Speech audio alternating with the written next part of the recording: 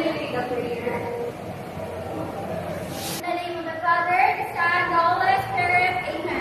Our Father, who art in heaven, hallowed be thy name, thy kingdom come, thy will be done.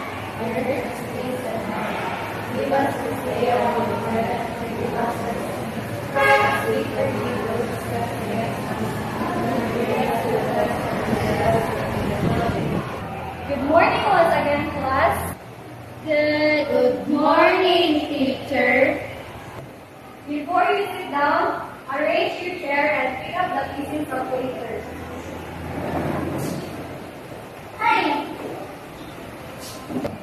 So before we start our class, first I have classroom rules. First, speak politely to your teachers and classmates. So second is try your best. Third is always listen. And R is respect everyone. Have a review. Kasi na kayo gusto itong i-discuss nyo. Teacher! Teacher, Reina. So now, teacher. Now. Gusto ka dyan? What is now?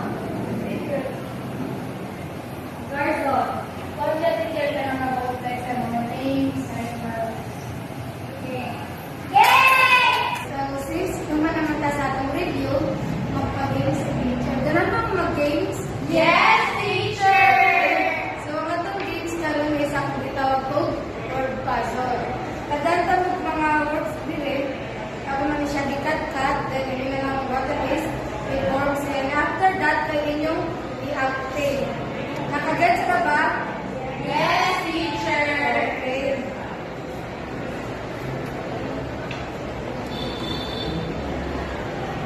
Pwede naman ninyo ikuan ng reform center. I will give you 5 minutes to solve it.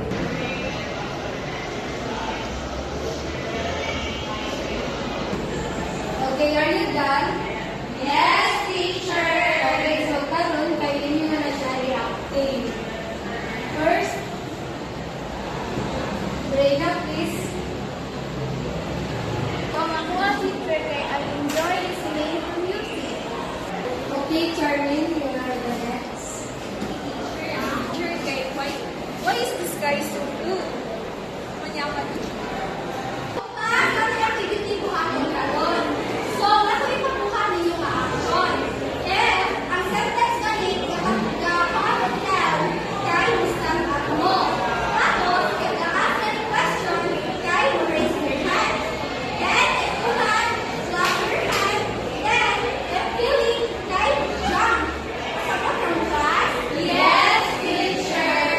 So, napag-sentence, so, dapat ko sa action, ako yun, energetic mo. So, kani, one beautiful day. Okay, sa pag-over, mami find ko. Second sentence, ano siya? Do you like ice cream? Wow! Pag-inalit mo na ako pa! Isip daw na ka. Muna ko siya.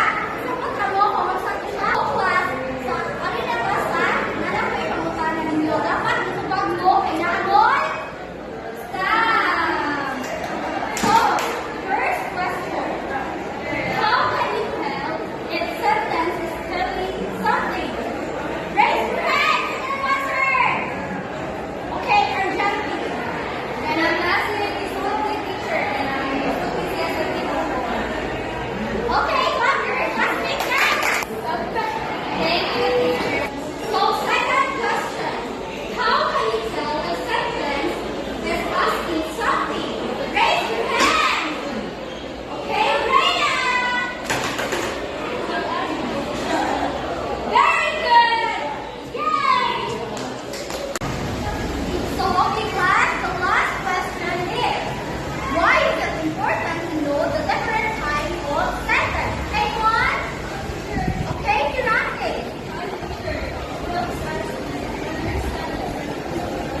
Okay, very good. Okay, Mahay. Wow. So, okay, and now, we're start our new lesson. Now, class, let's move on to our new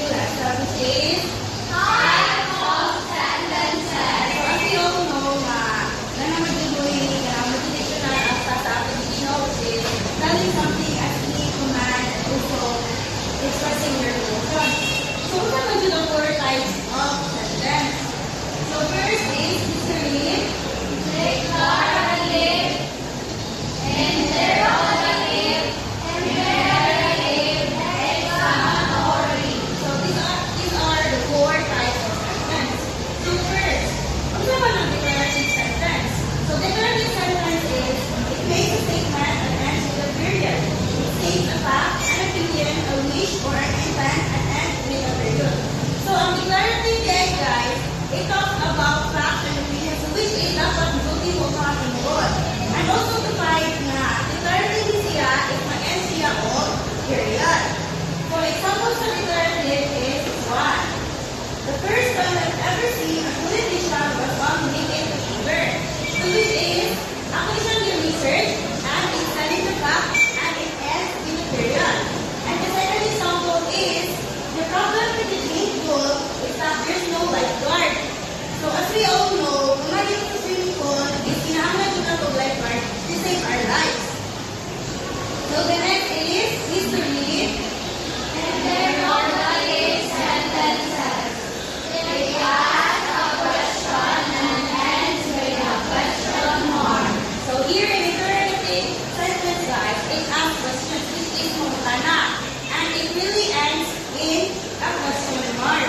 So these are the example of interrogative sentence.